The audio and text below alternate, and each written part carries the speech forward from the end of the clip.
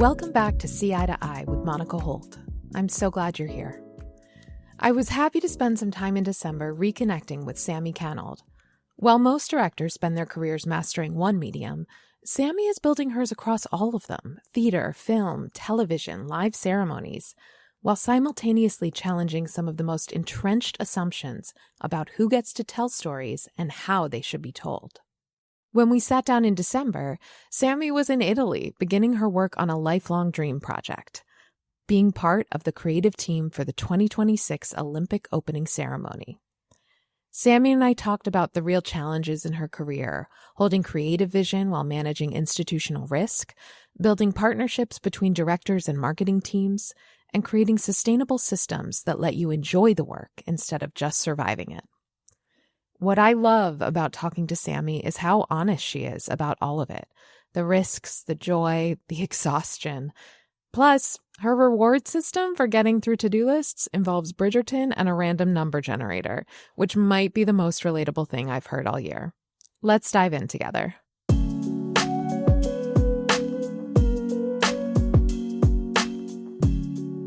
Sammi Cannold, welcome to See Eye to Eye. Thank you so much for being here. It is so good to get to spend some time with you, not backstage, not in the rush of production, but really just the two of us sitting down together. Thank you so much for having me. I'm so thrilled to be here, and I'm really excited for this conversation. Me too. I know you're in a different time zone, so we really appreciate you making this all work. With your story in particular, because we'll get to talk about some sides of theater and entertainment that everyone doesn't always have access to or knowledge about. I think that a really good way of grounding that is just by starting out asking you about how you grew up, because there was a lot of theater and film in your life. And what was it like being a part of that world? Did it feel like this was a natural path that you always wanted to explore?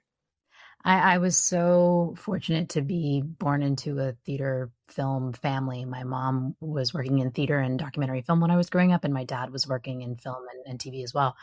It created this really vibrant, artistic childhood that I feel so fortunate to have had. And a lot of it was spent in the back of rehearsal rooms or in tech. And I think that it created this assumption that I was going to go into the family business, not because they pressured me, but because I clearly loved it so much. I was always begging my mom to bring me to rehearsal. And I think it's the opposite of the journey that a lot of kids have, where they have to convince their parents to let them go into the arts. I feel really fortunate in that way. And I so embrace the privilege of it, because I think a lot about Malcolm Gladwell's 10,000 hours rule, where he says that, in order to become an expert at anything, you have to have 10,000 hours of practice at it. And for me, that 10,000 hours started when I was a kid, because I was introduced to the environment so early. So I'm really grateful. That's wonderful. And so well put, having the perspective from a young age, not just that the arts are vital and important to the world around us, but also that they're a viable career path, that they're a place where you can pursue a passion while at the same time learning those business skills, as you say, is a privilege. And also just what a wonderful thing to experience. And also that you didn't resist, that you didn't say, oh, well, I want to be contrarian and therefore, or did you have a phase like that? I did have a period of revolt when I was in high school. I told everyone, I was like, I'm not going to do what my parents do. I'm going to go work in international education policy. I mean, like total 180. And I think that part of that was that I'm very cognizant of the conversation around privilege and how it impacts what we do and how it impacts our access to what we do. And I think that I wanted to sort of figure out a way to contribute on my own terms. And what I ultimately learned after I got out of that mercurial period of revolt was that there was a way to embrace that privilege and figure out how to pay it forward to people who might not have the same lottery of theatrical birth, and simultaneously pursue a career on my own terms. So, I just continue to be really grateful that I had that exposure, because without it, I don't know that I'd be doing what I do. Of course. I think that's a beautiful way to kind of have things in balance and perspective. So you get to college and you have this opportunity to work as a PA on Porgy and Bess with Diane Paulus, who is a Tony Award winning director, and you are looking at someone who is taking hold of a room and creating an experience.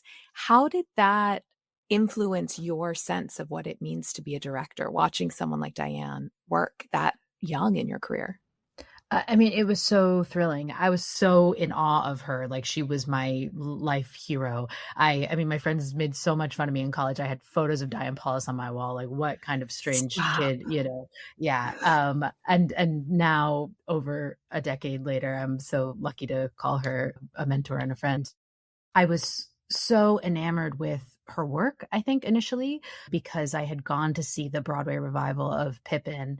And I remember sitting there and watching it and being so knocked out by how somebody had made a story that we all knew and loved and music that we all knew and loved feel completely anew based on her interpretation of it. And I had this experience when I saw it where I turned around in my seat at intermission. I saw her standing at the back of the house. And it really, for some reason, seeing her there and understanding the link between what I was seeing on stage and this person who I looked like was so helpful to me in understanding that this was a career that was available to me. Because I think it's one thing to grow up in the theater, to be around all of it. It's another thing to see a female director specifically who is doing exactly the thing that I was excited to be doing myself. And so when I got to work for her on Porgy, it was really quite life-changing because I got to understand the process of how she took a known beloved property and then made her own version of it up close. And it just really opened my eyes to what that meant and what I could do in my own career and world. Mm. It sounds like all you saw is potential and, ways to channel your energy and your thoughts. I think sometimes, as you express, and certainly we'll talk about more, being a woman, being a young woman in a field that we know is dominated by men and sometimes by a very singular perspective. Were there moments where you questioned whether you belonged in that world? Definitely there were moments for me as a young woman that shaped my experience of what it meant to enter the field. I remember very specifically, I directed a concert version of Ragtime on Ellis Island when I was 22. And on the first day of rehearsal, Madeline Benson, who was the music director, who she was maybe a 24-year-old young woman at the time. We went shopping together to buy clothes to make ourselves look older because we were so nervous about being at the head of this room of Broadway legends when we were babies and worried that there wouldn't be a sense of trust and authority. So we, marched in on the first day in our like older looking outfits, whatever that means. And 1 hour into the first day of rehearsal, an article came out on Playbill.com and the headline was "Meet the 22-year-old director behind Ragtime and Ellis Island." And I was like, oh God, now everyone knows I'm 22. And what I understand now is that my male colleagues, when they were 22, didn't have the same degree of concern about trust and authority. And I think that what's interesting to me now is I actually find that I experience more related to my gender now than I did when I was first entering the industry, which is the opposite of what I thought it would be, because people have a certain image of what a Broadway director is. And sometimes there's a bit of a recalibration in terms of what it means that this person who still looks like a 12-year-old girl is a Broadway director, and how do you reconcile those two things? And I think that's very gendered. That's interesting to look at it from that lens because you're right. I think that, quote, young female in charge question is one that a lot of us encounter. I love the experience you're sharing about the two of you going shopping for what are the clothes to fit the image that we're trying to present. I think is something that, at least to me, feels universal in those moments of how do we become the thing that people are comfortable seeing? It takes time to evolve past that, as you well know. And yet, as you say, even with more experience, more credit, more, valuable relationships and trust building in the industry, you are still facing this assumption, this stereotype of what folks have anticipated for so long. And so there is a sort of armor that might not be the physical suit shopping that you did then, but that still exists when you have to walk into those rooms at first. At what point did you feel maybe it's self-assured enough to walk into those rooms without feeling apologetic for your age or apologetic for your success, frankly? I think that assisting female directors who both won Tony Awards was so instrumental, because I think that a lot of my female colleagues assisted men and couldn't see themselves in the rooms that they were occupying early in their careers. And for me, I spent 4 to 5 years assisting women. It became to me entirely normal in my brain to do that. And so I just sort of channeled that confidence and went forth. And there were moments where it would pop up and I would realize it. I mean, I remember a very specific moment with a technical director where we were in the middle of figuring something out. And I think that there's an assumption sometimes that young women in particular don't understand the language of technical theater. And this technical director was speaking to me in a way that it was like I was 5. He was like, there's this thing called a moving light, or, I don't remember exactly what the conversation was about, but it was very like rudimentary. And at the time I was maybe 25 and I didn't yet have the courage to say back to him, like, I have a degree in theater. Like I'm not new here. I know what a moving light is. So I just was sort of standing there and taking it.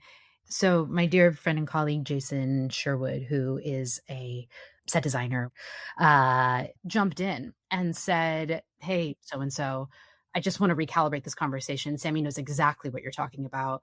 You can speak to her about this, and this. And I don't really appreciate that we're having this conversation this way.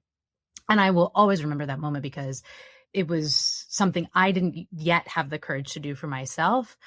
As small of a moment as it was a big turning point for me, because it was something where I was like, oh, if this person can stand up for me, I need to be able to stand up for myself.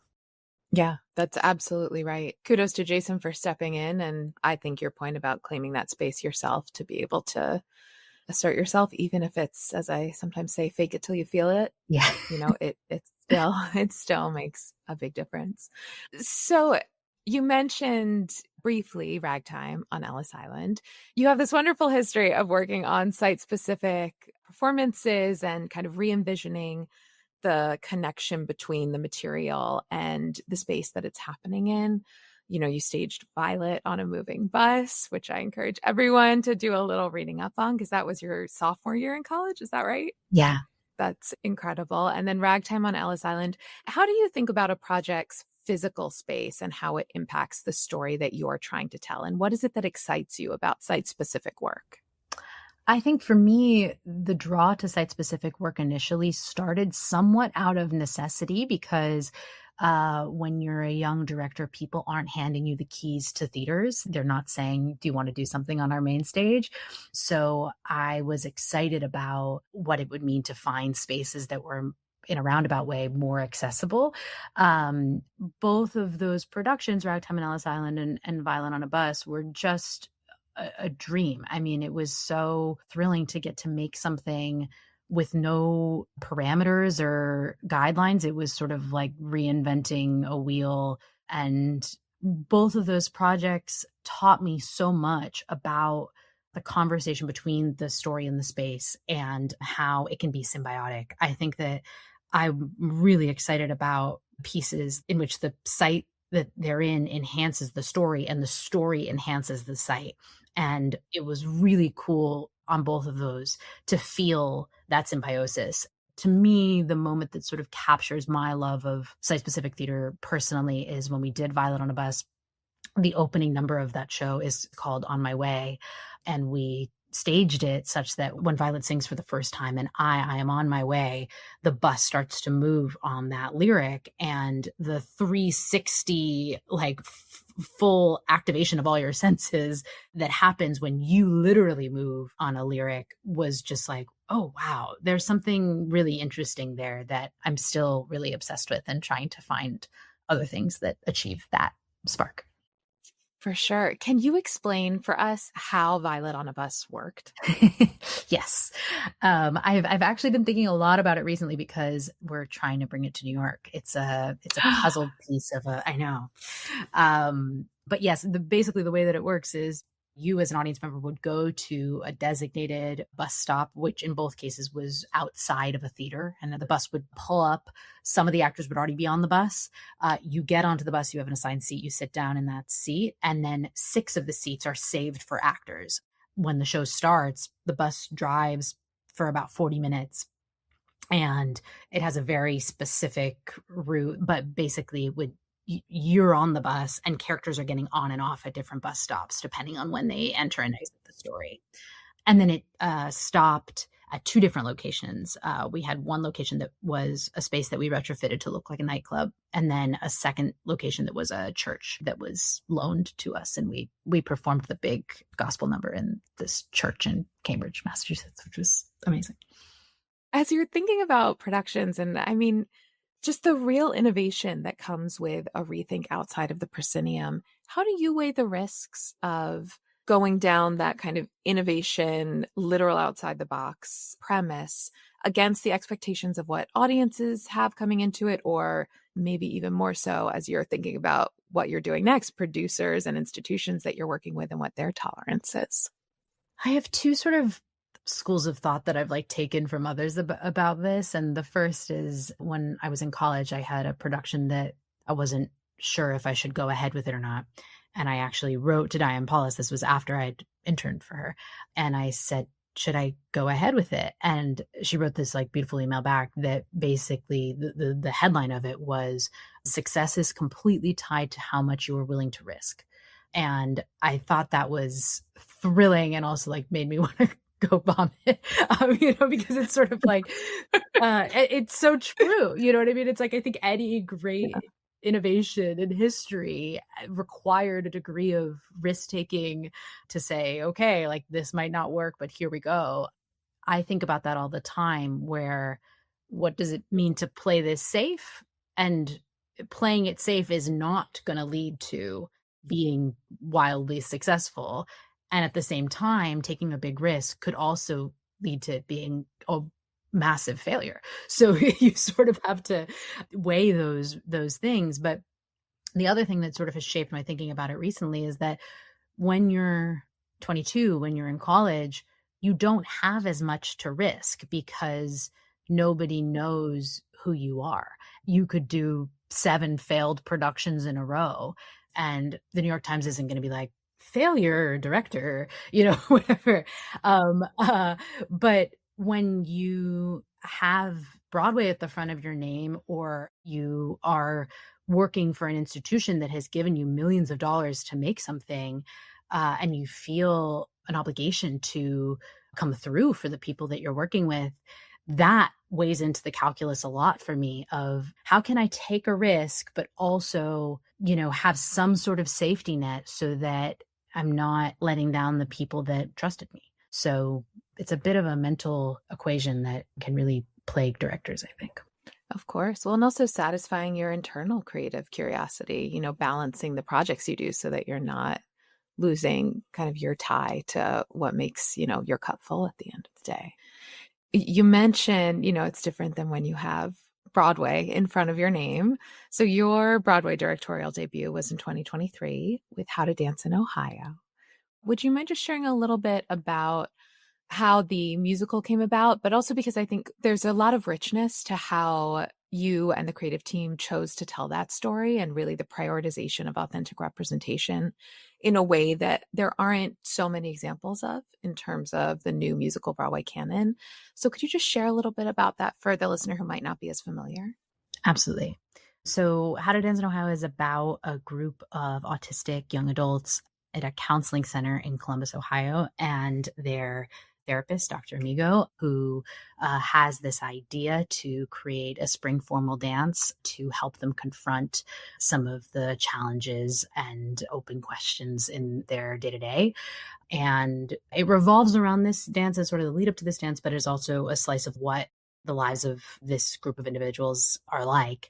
And it was originally a documentary, and then Jacob Yandur and Rebecca Milosic turned it into a musical under the guidance of the incredible legend director Hal Prince. And Hal shepherded the musical with them for the first, I think, year and a half of its development. And then he very sadly passed away in 2019. And when I heard about it, I was so moved by it, by the prospect of even being in consideration for it, because first of all, my brother is autistic, and it was a subject matter that I was really excited to engage with and see if I could contribute something in terms of advocacy.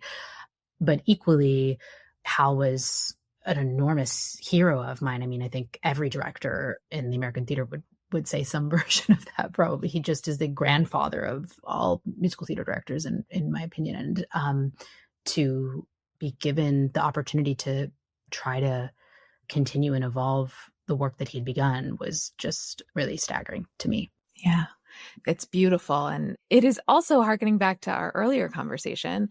That season, when you made your directorial debut on Broadway, was a record-breaking year for the number of Broadway shows that were directed by women. Do you still see the momentum there? Because I know the trends haven't been as consistent in the years after.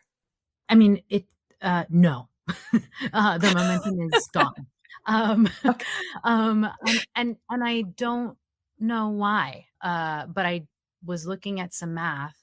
And so in that season, there were 16 plays or musicals directed or co-directed by a woman out of 39 shows in the season. So that's about 41% of the shows in the season, which is a record. In the 2024-2025 season, there were 11 plays or musicals directed or co-directed by a woman out of 43 shows in the season. That's 26%. So 41 down to 26. And then this season, so far, there are 6 plays or musicals directed by a woman out of 33 shows in the season announced. And that's 18%.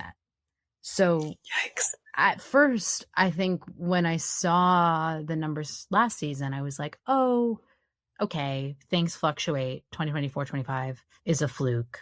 We were trending upward. And then this year, but I think that the fact that this current year is so low is a really bad sign. Yeah. No, I was like, I don't think we're going to get a positive spin out of this one. And I think that what's particularly crazy about it to me is that the year that it was 41%, Danya Tamor won the Tony for Best Director of a Musical. So it's not a referendum on women succeeding in these roles, because clearly they're succeeding.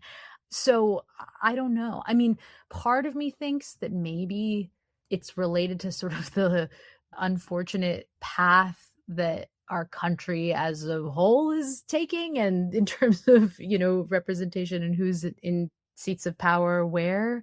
And I mean, it's important to say that these numbers, as sad as they are not as sad as the numbers for BIPOC directors on Broadway.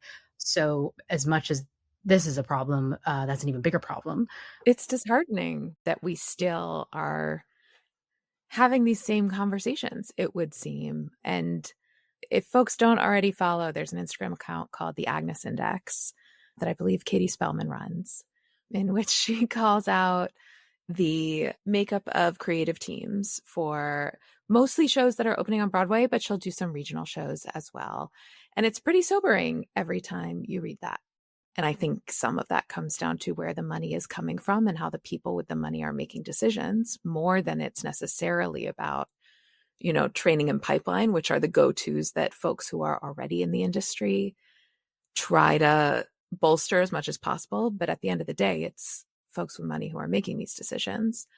It's even more interesting to me because of the richness a new perspective can add on text that has already existed as much as it is with new musicals that are coming from the minds of people who hadn't been represented holistically on Broadway for a long time.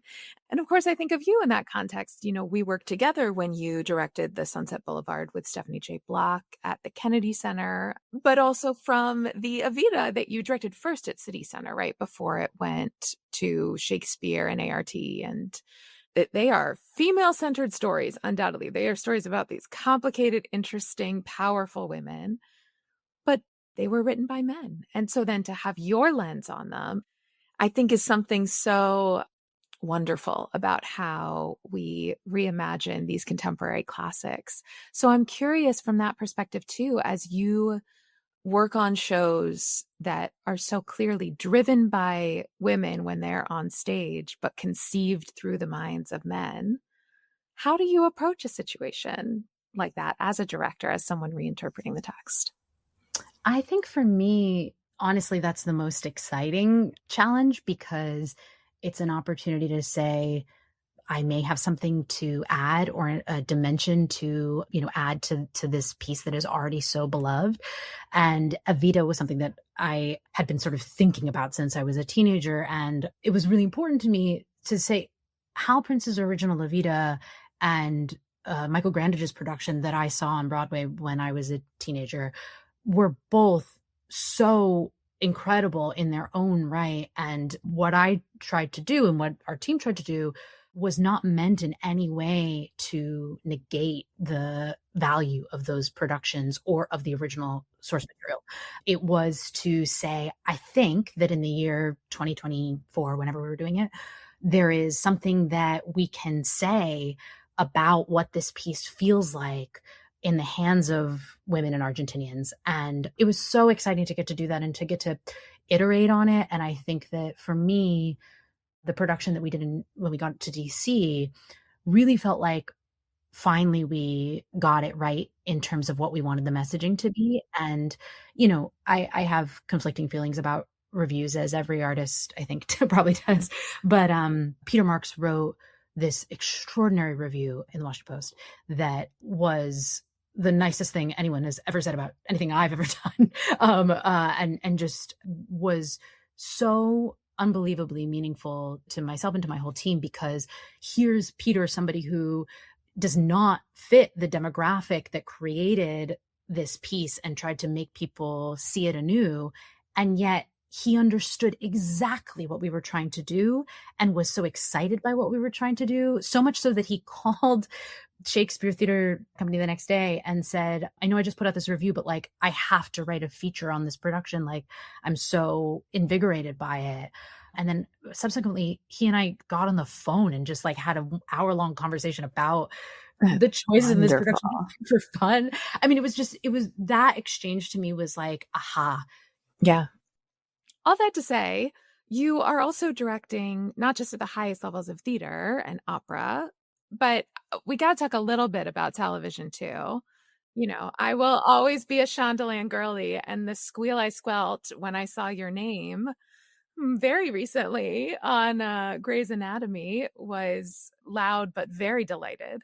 Talk to me a little bit about how that came about and what that experience was like as something that I would think would be completely different. It was the best. I mean, the best. It just truly was such a phenomenal artistic experience. When I went to school, didn't study film or TV at all. And so I didn't think that was necessarily going to be part of my journey, at least so soon. And then through a number of wonderful people, I got exposed to what it would mean to be an episodic director in addition to indie film director, and found that I really especially loved the form of episodic. And I have a friend who was a writer in the room on Grey's 2 seasons ago, and she made it possible for me to come shadow for a day 2 seasons ago. And I met a number of people, including a senior writer named Mark Driscoll and Debbie Allen and Chandra Wilson. And they collectively made it possible, along with Annie Lax at Shondaland, for me to come shadow for a full episode last spring. So I shadowed Chandra, and it was just a most amazing crash course in how to direct in that medium. But what was beautiful is that Debbie and Chandra both come from musical theater. And so we speak very much the same language. And I think they recognize that in a way, an episodic TV set is somewhat similar to what it is to make a musical, because there's so many moving parts and you have to be thinking in, so many different dimensions at the same time. And so everybody at Grey's so generously gave me the opportunity to direct this past fall, and it was the best. I loved every second of it, and I can't wait to do more of it. I love hearing that. How conscious of you, as you're putting yourself into new spaces and really taking experiences and proving how they can kind of cross different genres of arts and entertainment? I think the multiple adjacent industries part is something that really took shape for me this year, because I've always wanted to work across industries, which really came initially from a love of ceremonies, which is like similar to theater, but different. And I was like, ooh, is it possible to do both? And we're recording this in 2025. This year is the first year that I've gotten to work in theater, indie film, episodic TV, live TV, and ceremonies. And what a incredible privilege that is to cross so many related art forms. And I think that what I've learned from it is that they're feeding each other in the most beautiful way that I didn't really expect, where the language of the camera that I'm learning from episodic and from, I worked on the Tony Awards this year, that language I then apply to how I think about a musical, not just, how we shoot the sizzle reel of the musical, but how in certain moments it might make more sense to create a more cinematic experience. How can you think about the language of TV or film and transplant it, and vice versa? I think that I was initially pretty self-conscious going into episodic TV, because I was like, I didn't go to film school. I don't necessarily have the same technical know-how as a lot of these TV directors. And, I've read tons of books and listened to all the podcasts, but I was nervous about actually doing it. And what Debbie Allen said to me, because she's the producing director on Grey's Anatomy, among 10 million other things that she does, is she was like, I'm counting on you to be the actor's director that I know you are, because you come from the theater. And she was like, I want you to give these actors a lot of notes and use what you bring from the theater. Don't hide it because you think it's not relevant to this world. And I really embraced that and was so grateful that she wasn't asking me to become a director that I wasn't, but to sort of merge a new skill set with an old skill set, which was really cool. What a gift.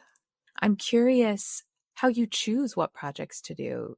Clearly there's a curiosity element to it, but what really informs the choices that you make and the way that then you carry out each of those projects? I think that it's really about being drawn to work that I come across that feels like it has an underlying mission. Sometimes that mission is overt and sometimes it's more subtle, but I very actively seek out projects that are advocacy driven. I thought about it a lot on Grey's Anatomy, actually, because I was like, if you were to say television is advocacy, I don't know what the first thing you might come up with would be. Maybe, a documentary advocating for some movement or, whatever it would be. But I think I was so moved by how an episode of Grey's Anatomy, with the millions of people who put eyeballs on it, is advocacy, in that it is teaching people how to be better stewards of their own health, how to be advocates for their family members, how to have respect for medical practitioners. The episode that I directed, one of the storylines was about breast reconstruction surgery. And there was a lot of advocacy that Grey's and ABC and Shondaland and everybody put out when the episode came out about insurance practices related to that surgery, like an awareness campaign about that surgery. When I talk to doctors, like whenever I go to the doctor and I say I worked on Grey's Anatomy, a third of the time a doctor will say to me, I became a doctor because of Grey's Anatomy. And I think that is so crazy to me that this piece of art is making the world better by increasing the number of people who can save lives. Like that just really moved me a lot, because you might look at a single episode and not think about it that way, but it really is a form of advocacy in and of itself. I'm so happy to hear you say all of that, because I think we get a little caught up sometimes, particularly in the nonprofit performing arts world, in terms of this, like, what is the mission arts work and what is the more commercial arts work? And that's where we lead to a segmentation that doesn't allow us to acknowledge what you've just said, which is creativity, no matter what form of expression or outlet, is something that we should all be rallying around and supporting in all of its forms, and not trying to put different versions of it into boxes, because we don't know how it's impacting every life that it touches. Couldn't agree more. And I think that, like, what's important to me is that people know that advocacy doesn't mean like eat your vegetables. It can be entertaining and advocacy at the same time. It can be commercially successful and advocacy at the same time. You know, it's like Wicked is advocacy. You know, yes, I'm drawn to things that are advocacy as overtly as How to Dance in Ohio, which is very specifically advocacy in its stated mission, but also drawn to things like Wicked that are subtler in what they are advocating for. As you look back to young Sammi and, you know, your earliest of experiences, what advice would you give her about pursuing a career in arts and creativity? Ooh, I would tell her to enjoy it more. Because I think that I spent the last decade working so hard to get where I wanted to be. I didn't sleep a lot. I spend my life sending emails. And then there are moments when I'm in the rehearsal room, or when, you know, I watch a scenic transition come together, where I'm like, wow. And I'm reminded of like what the thrill of it is for me personally. But I think that I haven't prioritized enough loving it. And I think part of that is like, when you're so sleep deprived and you're overwhelmed by the mountain of things you have to do to pull something off, it's hard to embrace the joy of it. And so one of the things that I've been working on a lot this year is like creating systems that make that more sustainable, and not sustainable in the sense that I can't do it currently, but I can't do it and enjoy it. And so, you know, I have a wonderful assistant who is now making life so much easier in a way that is starting to allow me to like be present more, which I'm grateful for. How important. And I mean, especially for you, someone who's seen so much success already, but you're still early in your career, obviously. So a gift in some ways to be taking that lesson to heart now. When there are kind of tireless engagements and working through the night, as you've said, what helps you maintain that kind of creativity and sense of purpose, particularly given how uncertain our industry has been in even just the past 5 years? I think that a lot of it is like what the underlying mission of the piece is in related to what we were just talking about, that like, if I can find the North Star of why I was excited to tell the story in the first place, I can recalibrate my excitement and investment and drive to get it right. But I also think that recently I've come to embrace more that it's such a privilege and a gift to be the leader of a room. And I love being the one to shepherd a community, and I take that role really seriously. And so it's the thought of the people in my community that are looking to me that keeps me going, because I'm like, I can picture the face of that actor tomorrow morning when I come in and I have a sort of loosey-goosey plan versus if I have a good, solid plan and I want to do right by that person who trusted me to shepherd this work of art. Yeah, for sure. That does bring us to our quickfire culture section, if I may. So, Sammi, what is one piece of culture right now, TV show, book, TikTok trend, that you are currently obsessed with? Okay. I'm rewatching Bridgerton, and I'm on season 3. And it's quite wild to me how, even if you know how it turns out, every episode is like a nail biter. And on my to-do list every night, I put 6 items of 10 minutes of Bridgerton. And then I use a random number generator to tell me what task I have to do at a given time. And then 6 times throughout the evening, I'll land on 10 minutes of Bridgerton. And I'm like, oh my God, best 10 minutes. This is genius. Yeah, thank you. I'm going to publish this system. Please, I await the blog post with resource guide. This feels very important. If you could go back in time, what is one live performance or event that you would want to attend? I'm really obsessed with these pageants that happened at the turn of the 20th century in American history. In particular, there's a woman named Hazel Mackay, who was a female director at the turn of the 20th century, who very few people know about. And she would direct these pageants with like thousands of townspeople that were celebrations of American history in different ways. And most notably, she's known for a giant suffrage pageant that happened on the steps of the U.S. Treasury building. And I would kill to see that. But there's no footage for obvious reasons. Maybe it needs to be recreated in some form. I've often thought about that. I'll be there when you say the time is right. I'll call you. Great. What is one free resource in any field that everyone should check out? I think the Broadway briefing is incredible. If you don't get it, it's really worth getting. It is a daily digest that comes out every weekday of news in the Broadway and broader theater community. And it really helps me to stay current with what's happening and what my friends and colleagues are up to. Agree. And I'll just shout out again the Agnes Index, which we mentioned, which I'm on Instagram. Big one. Please follow. And our last question, your see eye to eye moment. If you could broadcast one message to executive directors, leadership, staff, and boards of thousands of arts and cultural organizations, what would that message be today? I think my message would just be like a lot of gratitude, because I know just from talking to friends in those spaces, you included, that like it's a very challenging time to run an institution. And I think it takes a lot of courage and bravery and tenacity to say, we're going to make on our own terms, and we're going to come through for artists, and we're going to support missions that we believe in. And I think that so often the conversations between artists and those institutions become really nitty gritty really fast of, hey, I need $5,000 more for the set, and sorry, you can't have that actor. And we don't spend enough time acknowledging that I am so in awe of people who run institutions, and so grateful that they continue to exist, because it's not a given.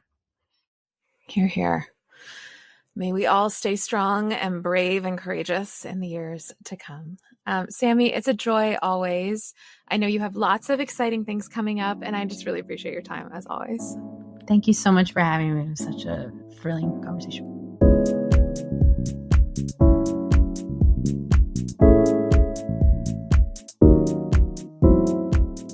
Thank you for listening to See Eye to Eye. If you enjoyed today's conversation, please take a moment to rate us or leave a review. A nice comment goes a long way in helping other people discover the show.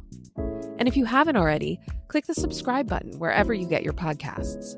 We've got some great episodes coming your way, and I wouldn't want you to miss them. A huge thanks to our team behind the scenes, including Karen McConerty, Yayi Stem, Stephanie Medina, Jess Barabee, and Rachel Purcell Fountain. Our music is by Who Is Uzo. Don't forget to follow Capacity on Facebook, Instagram, LinkedIn, TikTok, and YouTube for regular content to help you market smarter. You can also sign up for Capacity's newsletter at capacityinteractive.com. And I hope you'll reach out to us to let us know who you'd like to hear from next on See Eye to Eye. I'm Monica Holt. Thanks for listening.